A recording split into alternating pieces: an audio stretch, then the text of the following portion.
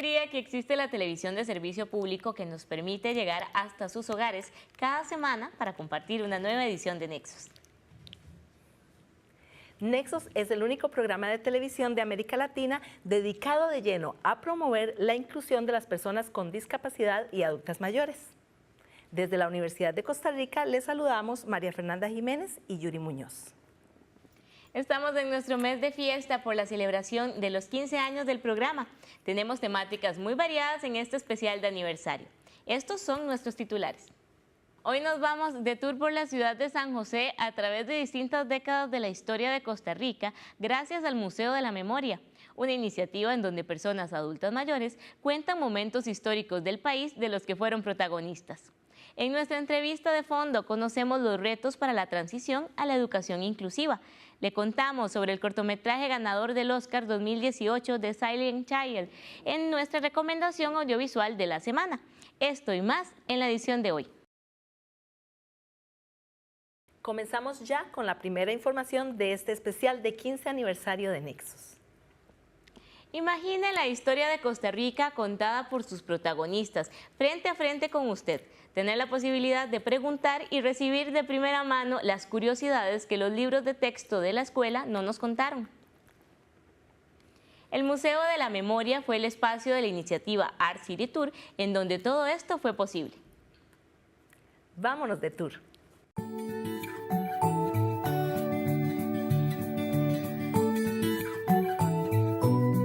Cerca de lo que voy a hablar es del café, del beneficio de don Carlos Salazar.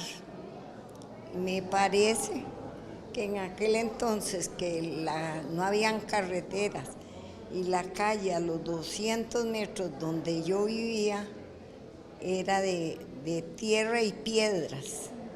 Y entonces le digo, nosotros, todos los vecinos, íbamos mucho a ese beneficio porque era muy agradable, no prohibían la entrada y ahí permanece. Íbamos al beneficio. Fue un beneficio bastante grande y todo alrededor eran solo cafetales. No habían casas, sino que todo estaba aquello lleno de cafetales y muy agradables, y entonces uno veía cómo todos los muchachos que salían de vacaciones se iban con su canasto a coger café, y entonces ese café, así que lo recogían en los cafetales, los llevaban a ese beneficio que era como el más cerca, y no había había muy pocos carros, entonces los llevaban en carreta, que las carretas las acarreaban 2 bueyes grandes, muy hermosos, y entonces ese beneficio tenía al norte pero enorme, ¿cómo le explicara? Un enorme lago.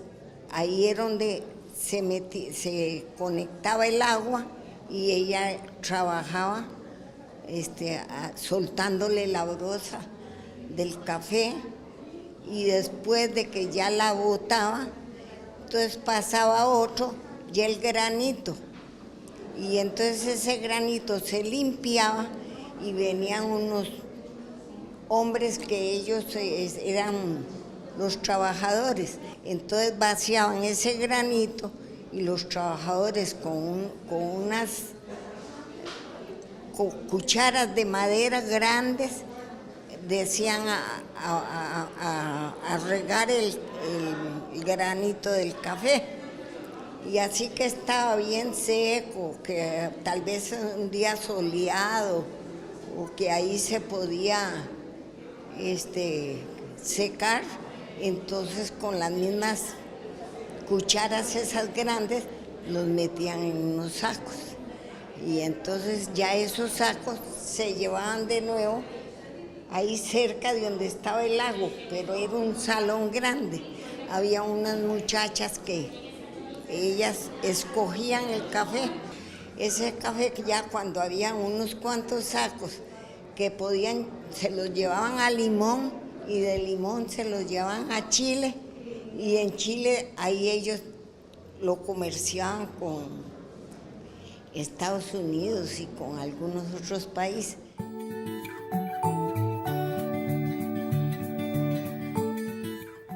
No cualquiera tiene una memoria tan privilegiada como la de las personas adultas mayores expositoras del Museo de la Memoria. Durante el programa conoceremos más de esta iniciativa para poner a prueba también nuestro cerebro. Ahora iremos a ver una pequeña cápsula de contexto para nuestra entrevista de fondo de hoy sobre los retos en el proceso de transición hacia la educación inclusiva. Para entender qué es la educación inclusiva y por qué aún tenemos retos en Costa Rica para que nuestro sistema educativo la ofrezca, debemos conocer las etapas de este proceso en el país a lo largo de la historia. Hace poco menos de 80 años, las personas con discapacidad en Costa Rica estaban completamente excluidas del sistema educativo. En 1940, la creación del Centro de Educación Especial Fernando Centeno-Güell representó la oportunidad para que niños y niñas costarricenses con discapacidad pudieran acceder a la educación. Sin embargo, con el paso del tiempo se han vislumbrado los retos que tenemos, más allá de la creación de escuelas de educación especial, para que podamos hablar de condiciones de equidad en el aprendizaje para todas las personas. Con la entrada en vigencia en 1996 de la Ley 7600 de Igualdad de Oportunidades para las Personas con Discapacidad, la Ley Fundamental de la Educación experimenta cambios al incorporar la adecuación curricular, la educación especial como conjunto de servicios de apoyo y realizar modificaciones en los planes de estudio. En 2008, Costa Rica ratifica la Convención Internacional de los Derechos de las Personas con Discapacidad, Ley 8661, que en su artículo 24 establece la obligación de los Estados miembros de garantizar la educación inclusiva. Así también, los Objetivos de Desarrollo Sostenible, Agenda 2030, tiene como cuarto objetivo la educación inclusiva. Para que Costa Rica alcance la educación inclusiva, debemos dejar de lado el modelo de educación especial basado en el déficit de la persona y pasar a un modelo de educación inclusiva, en donde la educación sea una sola y sea capaz de responder con los modelos de apoyo necesarios para que la diversidad del estudiantado comparta los mismos servicios y espacios educativos. Al volver de la pausa nos acompañará Hilda Aguilar, jefa del Departamento de Educación Especial del Ministerio de Educación Pública, para ampliar sobre este tema y cómo podemos dar pasos contundentes hacia un sistema educativo nacional accesible e incluyente para todas las personas en igualdad de condiciones. Tío.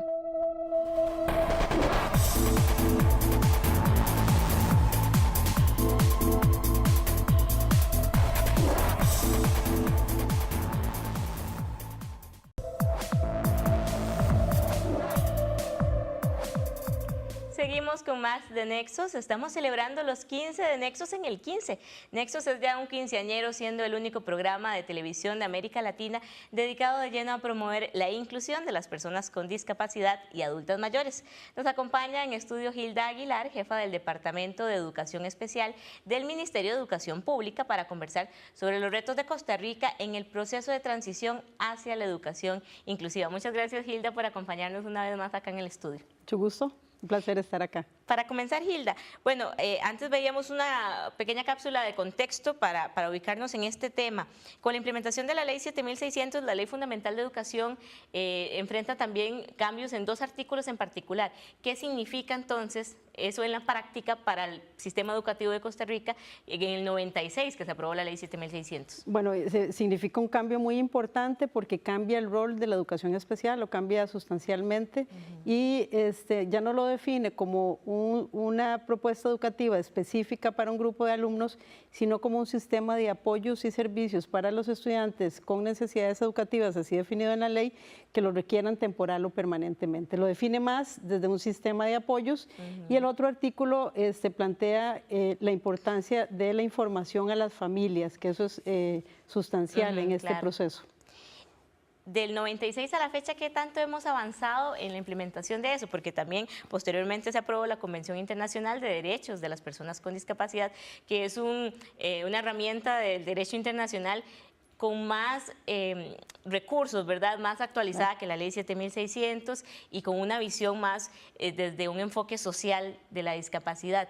Entonces, con la implementación de la Ley 7600, luego con la Ley 8661, esta convención, ¿qué tanto hemos avanzado en esa consecución de un modelo de apoyos y no desde la deficiencia de educación, ¿verdad?, para el aprendizaje, que era el enfoque que teníamos antes de la educación especial? Hay que hacer una contextualización muy rápida. La educación especial existe en Costa Rica desde 1940, lo cual en su momento fue un avance importantísimo para este país, ¿verdad? Porque además se declaró de interés educativo desde su inicio en los años 40, el único país de la región que logra tener esa posibilidad. Pero eso también genera un sistema muy fuerte y muy robusto, ¿verdad? Y además centrado en el déficit, ¿verdad? Porque así nace, claro. Corresponde a la época. Entonces, transformar un sistema tan fuerte y tan robusto, aunque la ley diga que es un sistema de apoyos, implica muchas transformaciones en la formación docente, en la estructura misma de cómo venían posicionados los servicios. Entonces, lo primero que se hace, ¿verdad?, después de la ley, es crear los servicios de apoyo educativo. Surgen los primeros servicios de apoyo educativo. También empieza la transformación en algunas regiones de aulas integradas por servicios de apoyo. El tema es que la gente también en su formación tiene muy arraigado esa visión del déficit, porque así fue formada. Fue básicamente formada para atender así desde la idea de como si se atendiera un paciente y no desde una propuesta educativa y curricular mucho más inclusiva.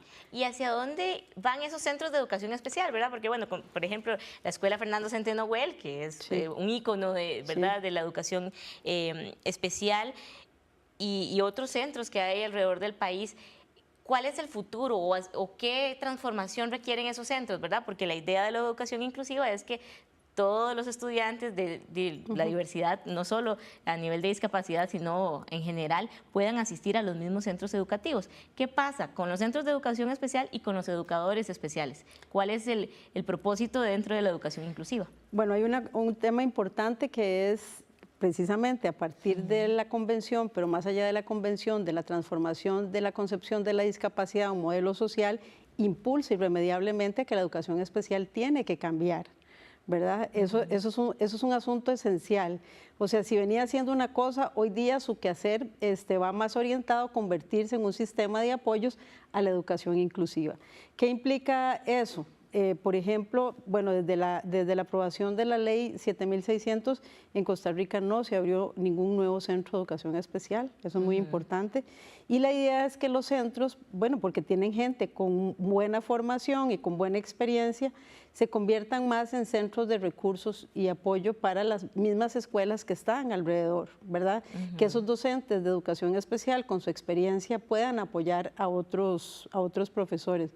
Pero tal vez un aspecto esencial es entender que la educación especial no es un lugar, ya desde esta nueva concepción no es un lugar, no es un espacio específico donde van a ir estudiantes con discapacidad, sino que la educación especial es ese sistema de apoyos. ¿Y dónde debe estar? Bueno, acompañando a los docentes regulares en las escuelas regulares, por ejemplo, ¿verdad? Y no creando espacios segregados para la población con discapacidad. Eso implica transformaciones, algunas se han empezado, porque no es que la educación inclusiva es un proceso de transformación, pero no se dice, bueno, mañana estamos transformados. Implica cambios a nivel técnico, pero también a nivel administrativo, pero vamos cambiando. La semana pasada empezó una nueva propuesta que se llama Líneas de Acción para los Servicios de Apoyo. Implica un cambio sustancial en lo que habían venido haciendo los docentes de apoyo más o menos desde el 2000. Es otra propuesta centrada más en el docente regular. Y trabajamos, Hilda, con los mismos docentes podemos trabajar este enfoque de la educación inclusiva, ¿verdad? Porque esta visión del educador especial como un apoyo en los centros regulares, ¿verdad? Un apoyo para el docente regular, si podríamos decirlo de esa manera.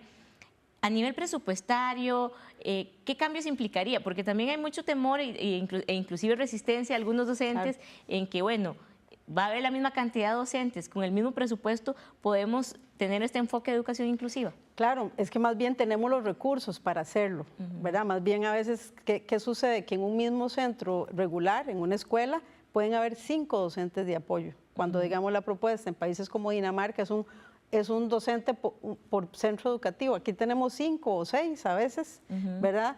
Lo que pasa es que sí implica esa transformación en la forma de trabajar.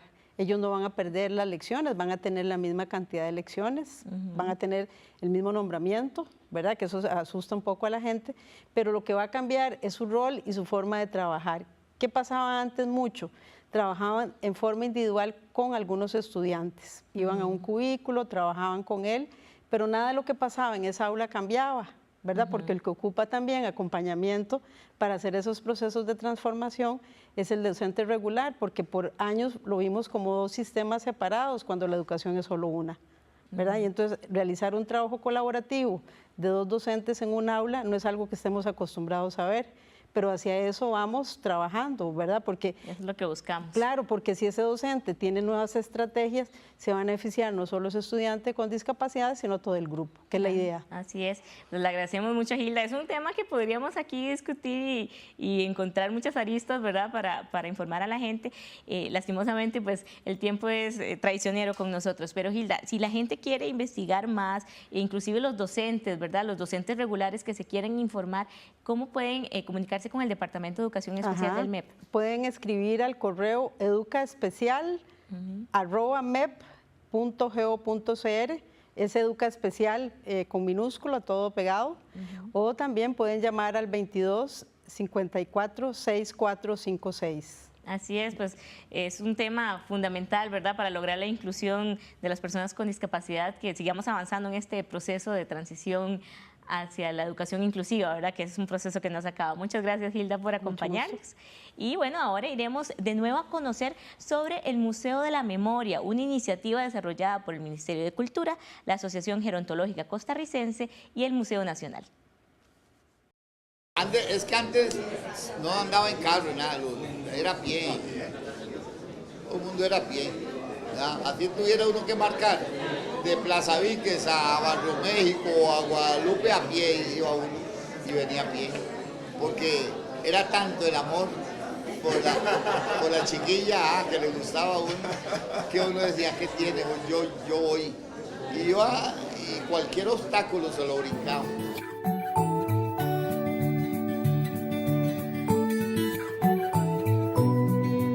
Durante el primer Art City Tour del 2018, las voces de personas adultas mayores se encargaron de hilar la historia de nuestro país. En los pasillos del Museo Nacional, grandes y pequeños escucharon con atención la historia de Barrio México, los relatos de los pioneros de la aviación costarricense, las crónicas del movimiento hippie de los 60s, el testimonio de una primera dama de la República y muchas historias más. El Museo de la Memoria, organizado por la Asociación Gerontológica Costarricense, de la mano con el Ministerio de Cultura, la Agencia de Publicidad JWT y el Museo Nacional, fue el espacio que permitió que esos relatos cobraran vida. Me ha parecido muy bien. He estado escuchando al señor Chirimba Rojas sobre lo que es la historia del Barrio México, que me pareció muy importante, como uno de los barrios que tiene mucho historial aquí en nuestro país. Luego a una señora Ana María que trabajaba en el Hospital de Niños, que tiene 88 años. Ella trabajó en el Hospital de Niños y nos contó todo el historial que ella tuvo en sus días que trabajó y por los problemas que pasó en esa época. Y ahora aquí con don Guido Sainz, hablando sobre la Sinfónica Nacional y hablando sobre todo lo que es cultura, y para mí ha sido interesantísimo. Es admirable realmente escuchar los relatos, el conocimiento que tienen de sus vivencias, compartir esas historias con el público que ha venido y que ha estado visitando cada uno de los diferentes espacios. Realmente ha sido maravilloso y sobre todo también nos emociona mucho el saber que este tipo de actividades son de carácter intergeneracional. Que cumple varios propósitos. Uno es rescatar a estas personas que muchas veces tal vez ya cumplieron sus obligaciones laborales y están en sus casas y no tienen contacto tal vez con el resto de la sociedad, y que también el resto de la sociedad pudiera acercarse a ellos y de primera fuente compartir, hacerles preguntas y que ellos pudieran narrarles sus vivencias, cuál fue su aporte al país en diferentes áreas. Precisamente ese sector de gente son gente con sabiduría, son gente con un montón de experiencia acumulada, ¿verdad?, que debe transmitirla a las nuevas generaciones, como en las antiguas culturas, ¿verdad?, en donde los viejos se llamaba el consejo de sabios o el consejo de ancianos, y era fundamental en el gobierno y en la organización de la comunidad, eran fundamentales porque eran los que poseían la experiencia, la historia, ¿verdad?, acumulada, que transmitían a las nuevas generaciones, y de esa manera las sociedades en esa época se sostenían, no estaban inventando el agua tibia cada 3 días porque entendían sus procesos históricos y culturales. Seguiremos en este viaje por las memorias de la historia costarricense en el tercer bloque del programa. También le contamos sobre la recomendación de película de esta semana. Ya casi estamos de vuelta para seguir celebrando los 15 años de inclusión.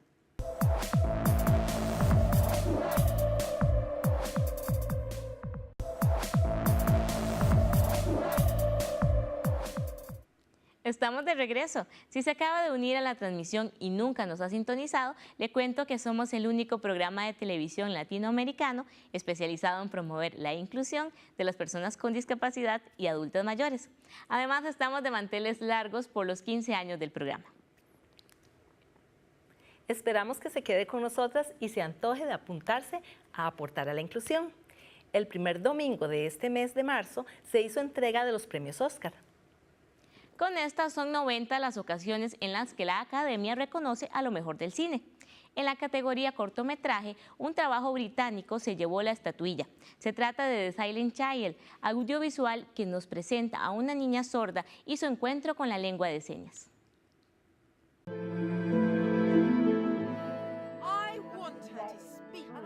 The Silent Child nos cuenta sobre Libby, una niña sorda de 4 años que nunca ha tenido acceso a la lengua de señas, por lo cual es excluida del aprendizaje y de desarrollarse como cualquier otro niño. Esto cambia cuando conoce a Joanne, una trabajadora social quien le enseña lengua de signos y le brinda la oportunidad de conocer el mundo.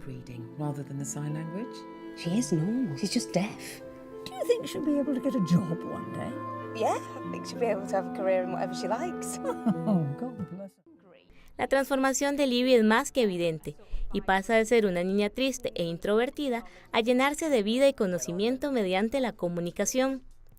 Ganadora del Oscar a Mejor Cortometraje del Año, The Silent Child está inspirada en hechos reales y muestra muchas de las dificultades que la sociedad impone a las personas sordas. Pero también nos enseña que mediante la educación inclusiva es posible construir un mundo más equitativo para todos y todas. Y seguimos de tour por la historia de Costa Rica. Transportarse a un beneficio de café en la década de los 40, al origen de la generación literaria del 60 o en la vida en zonas rurales en los 80, para alguien que nació en los 90, fue posible gracias al Museo de la Memoria. Imagínense el cambio de mentalidad enorme en esas zonas. Instituto de Desarrollo Agrario promovía voltear montaña, que así se decía. Voltear montaña era cortes ese poco de árboles y si los cortan les regalamos ese terreno. ¡Oh! Así era. Todavía en el 87 que yo entré era así, porque me tocó ver montones de fincas que estaban cortando. También en esa zona, en esa época, había mucha invasión de tierra.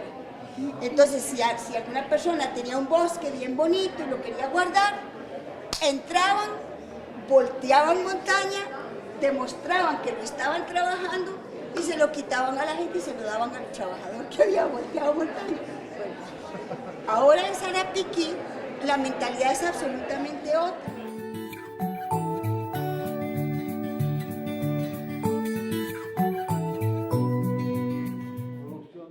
El Museo de la Memoria le permitió a jóvenes conocer relatos de Costa Rica que no aparecen en los libros de texto.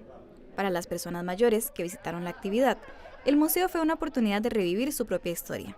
y para los y las expositoras, representó un espacio para compartir sus vivencias y demostrarle a la sociedad que las personas adultas mayores aún tienen mucho que decir y mucho que aportar. Es muy importante porque estamos dando un mensaje claro en el sentido de que las personas adultas mayores pueden y siguen aportando al país. Y este es un evento en el cual se demuestra que las personas mayores, a través de sus vivencias, de sus historias, están dando ese aporte a la ciudadanía. Con unas 5, 10 o ojalá 20 historias de los adultos mayores, se llena no solo una revista, sino que se llena un libro. Entonces consideramos sumamente importante y de gran riqueza intelectual e informativa esta actividad que estamos presenciando. Sí, es como volver a vivir, revivir esas cosas que incluso si yo no las viví, tal vez mi papá me las contó. Pues es súper bonito cuando uno escucha a estas personas hablar, como que lo dicen con tanta pasión, con tanta ternura y cuentan como esos detalles que por más libros de texto que uno haya conocido o leído, no te lo van a contar de la misma forma. Eso para mí es como lo más bonito de la experiencia. Nosotros estamos promoviendo el tener una imagen diferente de la persona adulta mayor, ¿verdad? Dignificar lo que es una persona adulta mayor, que la persona adulta mayor, si bien es cierto, tal vez ya concluyó su ciclo laboral, tiene muchas cosas que compartir, tiene muchas cosas que dar y que nosotros debemos aprovecharlas.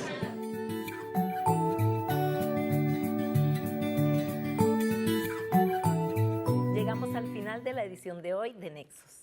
Estamos muy felices de seguir construyendo junto a ustedes una historia de cambio positivo hacia la inclusión.